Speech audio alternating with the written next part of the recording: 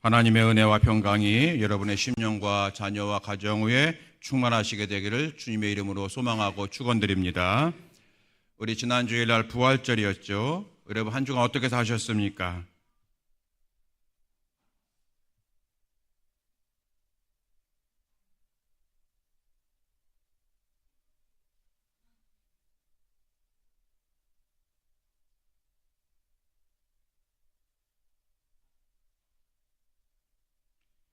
하나님 앞에 예배드린 시간에 어린아이들도 조금 가만히 있을 수 있는 게 필요해요.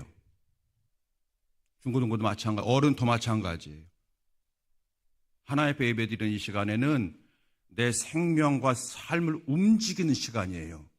이 영안이 열리게 되기를 주의 이름으로 축원합니다. 그래서 이 시간에 참는 것도 필요한 거고요. 그 참음이 예배가 되는 거예요. 여러분을 향한 하나님의 뜻이 무엇인지 분별하는 시간이 될 때에 인생이 놀랍게 역사하고 바뀌는 거예요. 그걸 믿어야 돼요. 그 믿음을 여러분 가지고 예배 드리시기 바랍니다. 도저히 못 참겠는 사람 위에 올라가서 예배 드리시면 돼요. 꼭 그렇게 해주시기 바랍니다. 여러분 한 생명이 역사하고 구원하는 시간, 이 시간인 거예요.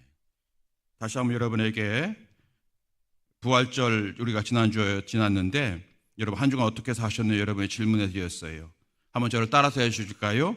나는 하나님의 자녀입니다. 나는 부활의 믿음으로 승리할 것입니다.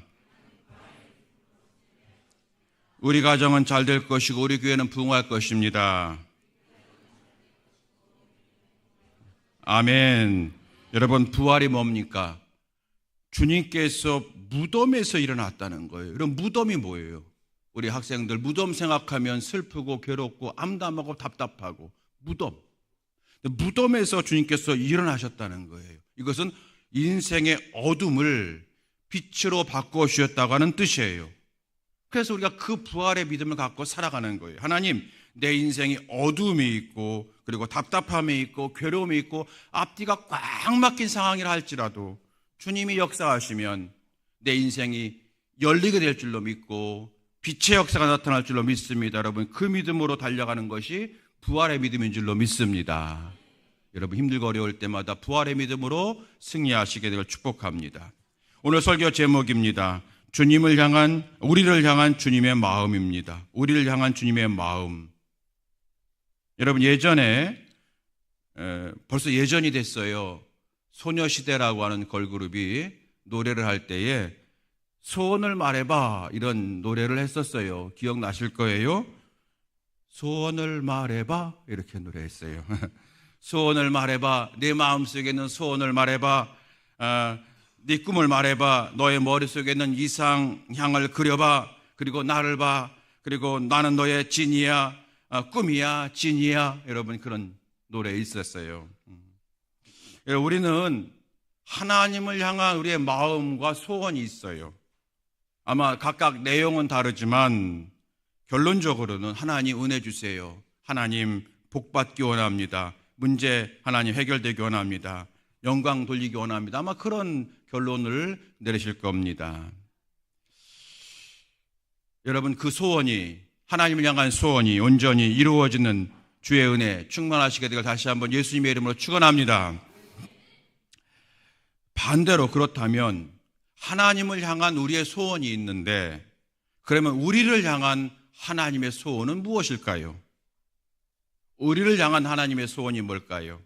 오늘 본문을 통해서 그 하나님의 마음을 알고 하나님을 온전히 따르는 성도가 될 수 있기를 축복합니다. 오늘 본문은 요한복음 6장이거든요. 6장은 굉장히 긴 장이죠. 긴 말씀인데 전반부 후반부 나눌 수가 있네요. 전반부는 유명한 여러분 잘 아시는 오병이어의 기적 사건이 앞부분에 나와 있고 뒷부분은 그 이튿날 오병이어의 기적을 베푸신 이튿날 하신 설교 말씀이 기록되어 있는 것이 요한복음 6장입니다. 그래서 요한복음 6장의 말씀을 통해서 우리는 크게 두 가지 우리를 향한 나를 향한 하나님의 마음을 깨닫게 되어지는 겁니다. 오늘 그 말씀을 잠깐 전하도록 하겠습니다.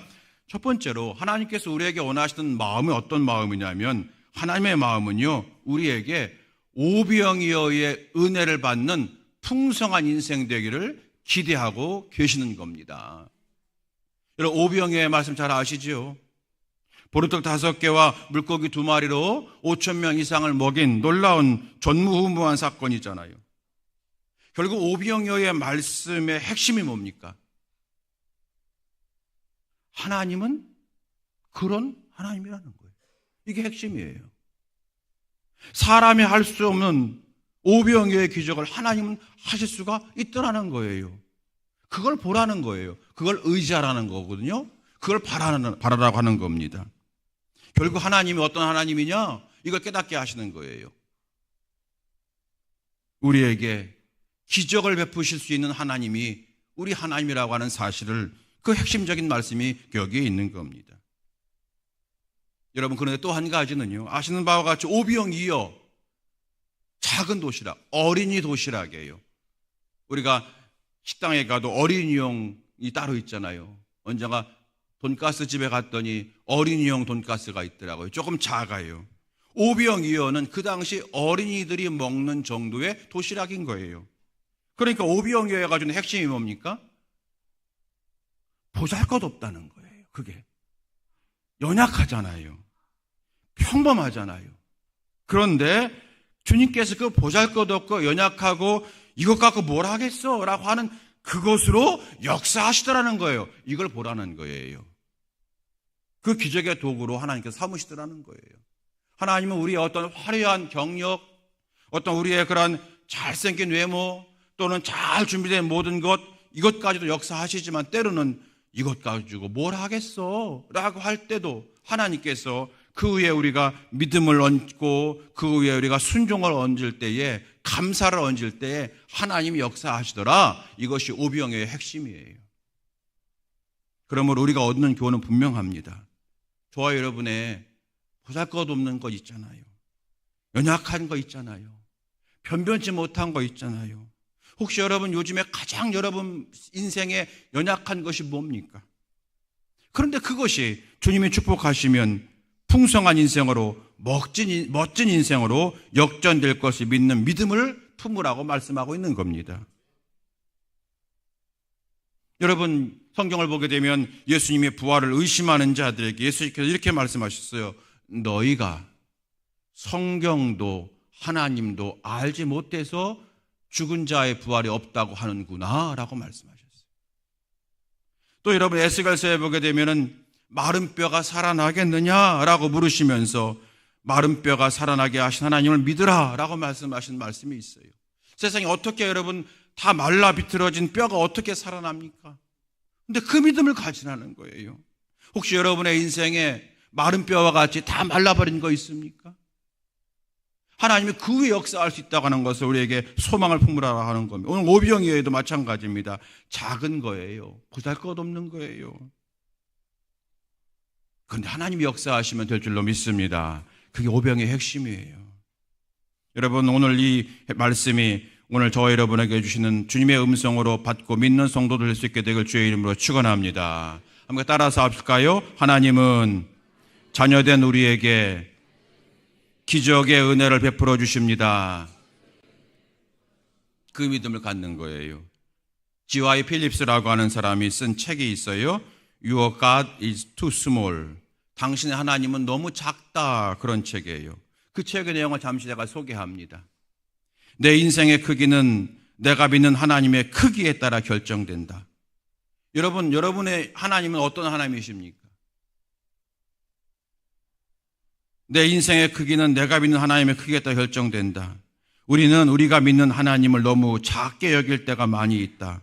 우리는 하나님을 크게 알고 크게 믿어야 된다.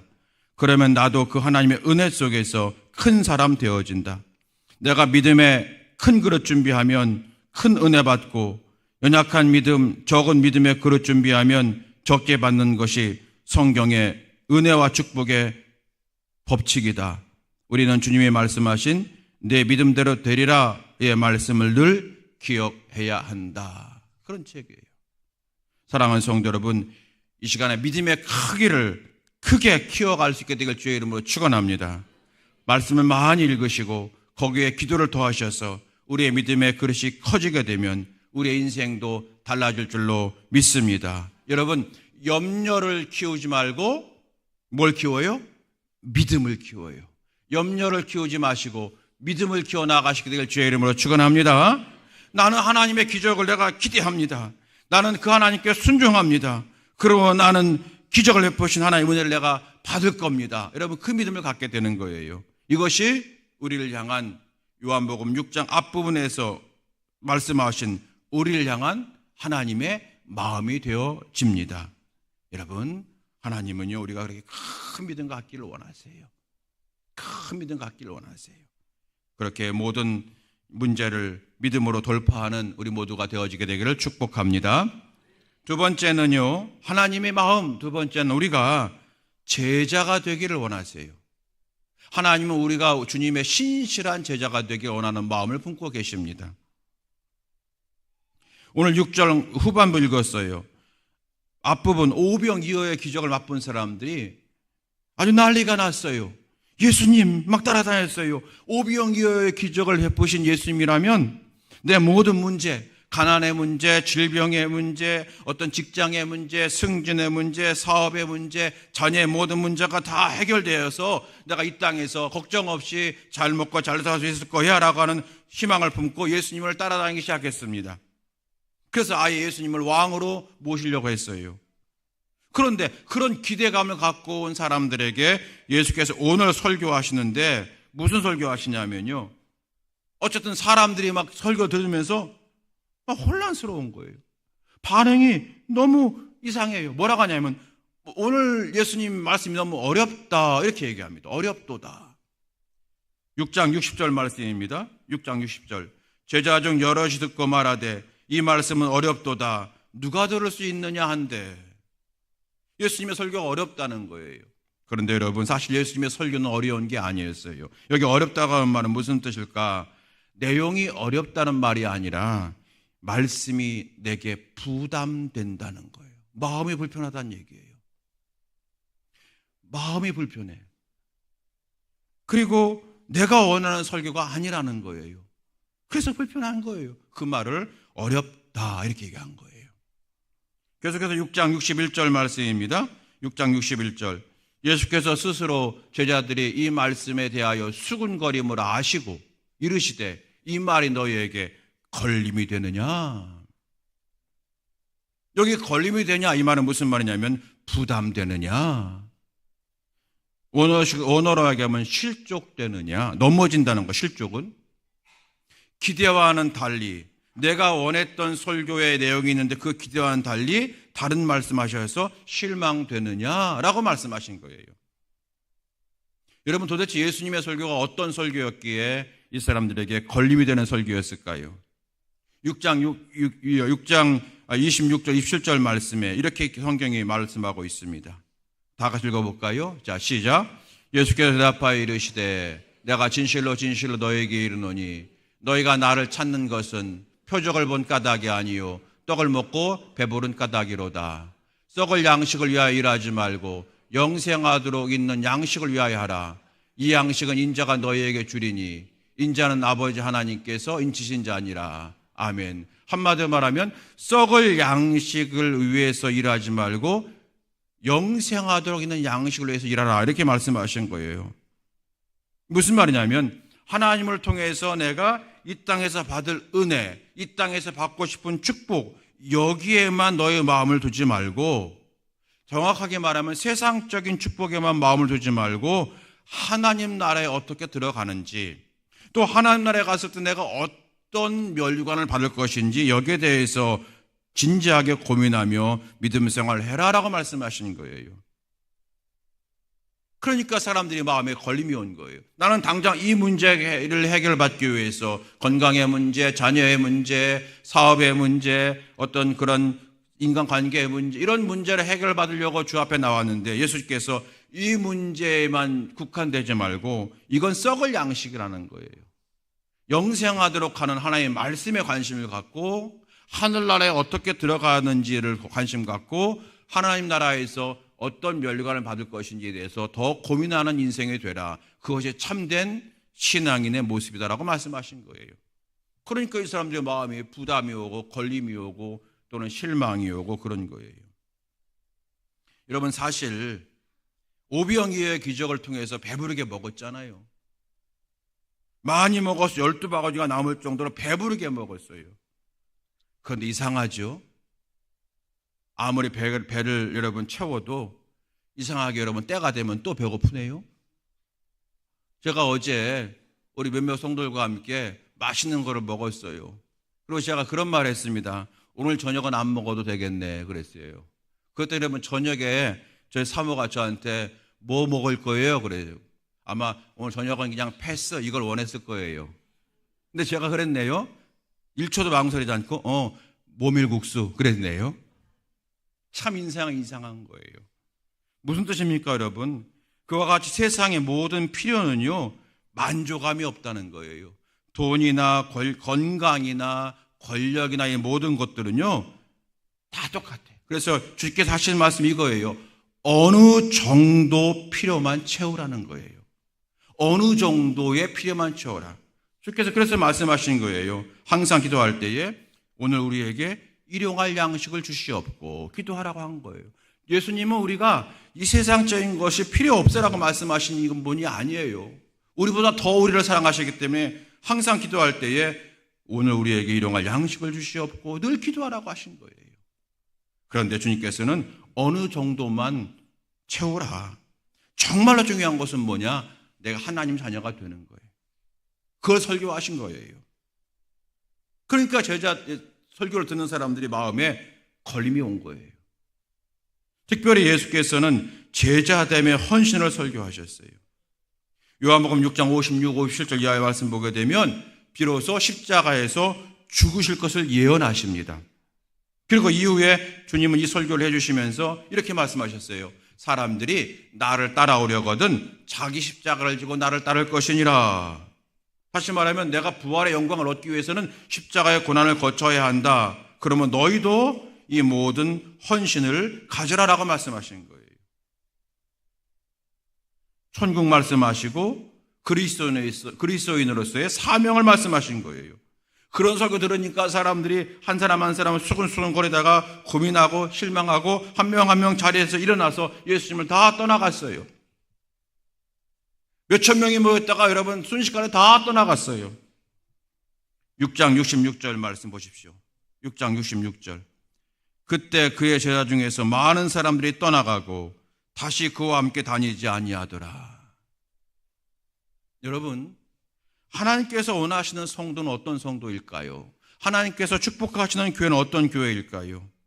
그것은 제자 되는 거예요. 제자됨. 예수님을 믿음이만 되는 게 아니라 예수님을 따르미까지. 무슨 말씀인지 잘 모르시겠죠? 제가 써드릴 걸. 믿음이, 도움이 이런 말 있잖아요. 도움이. 그런 것처럼 누가 말을 만들어낸 거예요. 믿음이만 되지 말고 따르미도 되라. 이해 못하시고 할 수 없습니다. 써놨으면 좋았을 걸. 이런 말 있잖아요. 군중에 머물지 말고 제자가 되라. 와 하는 사람만 되지 말고 진실하게 주님을 따르는 자가 되라고 하시는 말씀이 오늘 말씀 주신 거예요. 그런데 다 떠나갔네요. 그랬더니 예수께서 다시 취소 다시 와 한마디 안 하셨어요. 주께서 이렇게 말씀하셨어요. 떠나갈 자는 떠나가라. 여러분 진짜 예수님은 잘 믿기 원하시잖아요. 예수님 진짜 잘 믿는 게 뭡니까? 내가 기도해서 하나님께 많은 복 받는 것, 당연히 중요합니다. 그러나 그와 동시에 내게 맡겨주신 주의 일을 잘 감당하는 것을 간증하는 것이 진짜 여러분 주님 잘 믿는 것 아닐까요? 내가 하나님 앞에 이런 복 받았어라고 간증하는 것도 귀하시지만 동시에 내가 힘들고 어렵지만 주님의 제자가 되기 위해서 이렇게 애썼고 이렇게 힘썼다. 그거를 간증하는 여러분 그것 또한 하나님이 가장 기뻐하는 참된 성도의 모습이 아니겠습니까? 이제 예수께서 베드로에게 말씀하십니다. 사람들이 흔들리고 마음이 불편하고 떠나가자 주님이 안타까워하셔서 이렇게 말씀하셨어요. 67절 말씀입니다.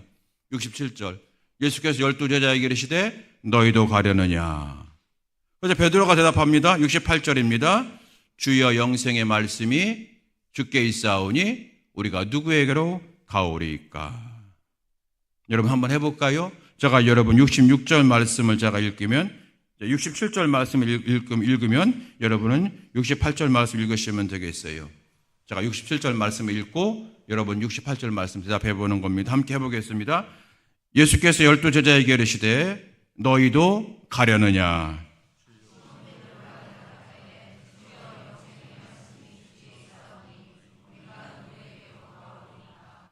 아멘. 너희도 가려느냐? 영생의 말씀이 여기 있사오니 내가 어디로 가겠습니까? 아무개야 너도 떠나겠느냐? 아닙니다 주님, 은혜의 말씀이 여기 있는데 내가 어디로 가오리까? 너 인생이 힘들고 고난 당한다고 해서 신앙을 버리겠느냐? 아닙니다 주님, 생명의 말씀이 여기 있사오니 내가 어디로 가오리까? 이것이 주께서 우리에게 원하시는 주의 마음이 되어지는 겁니다. 열방을 변화시키는 하나님이라고 하는 책이 있어요. 열방을 변화시키는 하나님. 예수전도단을 창설했던 로렌 커닝햄이 쓴 책인데 그 책을 보게 되면요, 이런 내용이 있어요. 여러분 스위스 제네바라고 하는 곳이 있잖아요. 여러분 제네바 가보셨어요? 저도 못 가봤어요. 그런데 그림은 많이 봤어요. 제네바 하면 여러분 어떤 생각이 드십니까? 어떤 도시예요? 스위스에서 두 번째로 큰 도시. 근데 깨끗한 도시. 뭐 유엔을 비롯해서 여러 가지 유엔 유럽 연맹을 비롯해서 많은 국제적 연합 기구가 거기에 다 있어요. 세계 정상들이 중요한 회의할 때마다 꼭 제네바에서 회의를 해요. 제네바라면 깨끗한 도시고 세계에서 가장 살고 싶은 도시, 늘 1번, 2번에 손꼽히는 도시고 정말 그 환경이 너무 좋대요. 너무나도 여러분 귀한 도시고 살고 싶은 도시, 깨끗한 도시가 제네바입니다. 그런데 그 스위스 제네바가 여러분 지금부터 한 500년 전에는요, 사람들이 살지 못한 도시였대요. 악취가 가득하고 거리마다 쓰레기가 있고 소매치기 도둑이 득실하고 사람들은 가난하고 그래서 포악하고 싸납고, 그래서 가장 사람들이 혐오하는 도시가 이 제네바였던 사실 여러분 아십니까? 그런데 그 제네바가 여러분 놀랍게 오늘날의 도시로 변하게 된 데는 이유가 있다는 거예요. 그 책을 보게 되면 그것은 한 400년 전 존 칼빈으로부터 시작된 거예요. 여러분 제가 아는 것처럼 존 칼빈은 종교개혁자 중에 한 사람 아닙니까? 존 칼빈이 오늘 요한복음 6장의 말씀을 붙들고 은혜 받고 나서 제네바 교회 교인들에게 우리가 주님의 제자가 됩시다라고 하는 말씀을 계속 1년 내내 설교했대요. 끝없이 제자들의 신앙에 대해서 설교했대요. 설교를 듣자 이 교인들이 처음에는 시큰둥하다가 한 명 한 명 변하기 시작하더라는 거예요. 은혜 받기를 사모하고 예배에 전심을 다하기 시작합니다. 그러면서 주일날뿐 아니라 주중에도 하나님 말씀대로 살기를 애쓰고 자기 자신을 돌아보고, 그리고 자기 앞에 있는 거짓된 삶, 또한 잘못된 삶, 무질서한 삶, 부정적 습관들을 다 버리기 시작합니다. 그리고 서서히 이 사람들이 깨어나기 시작합니다. 가정을 새롭게 하고 직장에서도 예수님의 제자처럼 살기를 힘쓰기 시작합니다.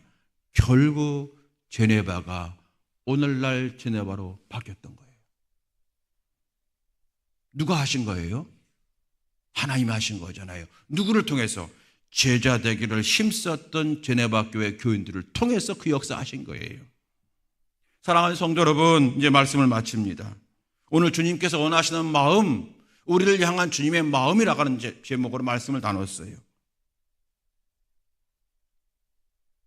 우리를 향한 주님의 마음. 성숙한 성도는 부모의 마음을 헤아리는 자가 성숙한 자녀잖아요. 마찬가지로 우리를 향한 하나님의 마음이 뭘까? 우리 어떻게 살기 원하실까? 우리를 위해서 십자가 지시고 부활하셔서 우리에게 영생의 길, 축복의 길을 활짝 열어주신 그 하나님께서 우리에게 원하는 마음이 무엇일까? 다른 사람이 우리에게 내가 이런 걸 원해라고 했다면 우리가 그냥 지나칠 수 있지만, 우리를 위해서 십자가 지시고 못 박히시고 피 흘리시고 죽으신 그분이 내게 하는 마음이 있다는 거예요. 지나가는 사람이 말하는 게 아니에요. 광주시장이 말하는 게 아니에요. 대한민국 대통령이 말하는 게 아니라 나를 위하여 십자가 지시고 죽기까지 사랑하신 그분, 예수님보다 나를 더 사랑하셨어. 자기 독생자 죽이신 하나님이 내게 하신 말씀이 있다는 거예요. 마음이 있다는 거예요. 얘들아, 오병이어의 기적을 이루실 하나님을 바라보고 부족하다고, 연약하다고 제발 낙심하지 말고 하나님의 은혜를 구하는 성도로 살아가려나 라고 말씀하시는 첫 번째 마음이고, 두 번째는 사랑하는 자녀들아, 내게 맡겨주신 사명 잘 감당하는 주의 제자가 되어보지 않겠니? 라고 말씀하시는 거예요. 이것이 우리를 향한 주님의 마음이고 바람이고 기대인 줄로 믿습니다. 저희 아들은요, 제가 무슨 말만 하면 무조건 그래 그렇게 얘기합니다. 아빠 알았어 얘기합니다. 나중에 물어봐요. 엄마한테 물어봐요. 근데 아빠가 뭐라고 얘기한 거야? 무슨 말인지 이해 못해요. 한국말 이해 못하는 게 아니라 아버지가 왜 이런 말 하는지 이해를 못해요.